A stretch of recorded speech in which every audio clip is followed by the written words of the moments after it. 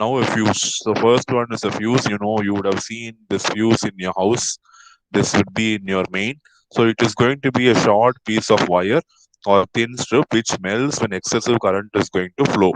So you are going to have a thin piece of wire. So this, when in short circuit condition, when excessive current is going to flow, you are going to have heavy damage. So what this wire will be designed in such a way that when excessive current is going to flow through this wire through a sufficient time, so this is going to melt. So whenever the current flowing through the fuse element increases beyond the rated current, you will understand that a short circuit is happening. You know that you will have a current. Assume that 1 ampere current only can flow in a circuit.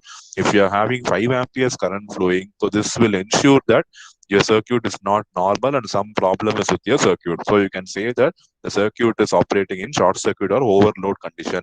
So in that case, what happens? This fuse will melt and it disconnect the circuit by protecting it.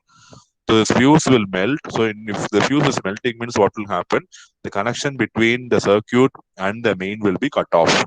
So by that, your entire equipments will be protected from safety. So the short circuit condition will not going to affect your components. So the circuits or the appliances which you are going to use in your house, they are going to be completely protected. So every house will have this fuse, and in case of a basic problem like short circuit or overload, this fuse will be ensured that the rest of the circuit is completely isolated from your main circuit.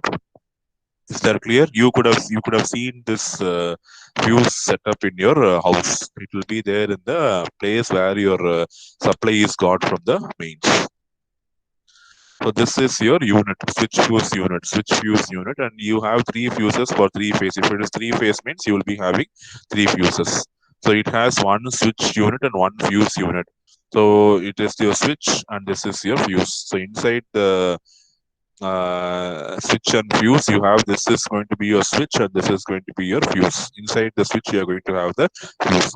So when we operate the breaker, the contact is closed through the supply, and the supply will pass through the fuse and unit to the output. So when you turn on the switch, which means that the connection is made and the supply will be given to the appliances.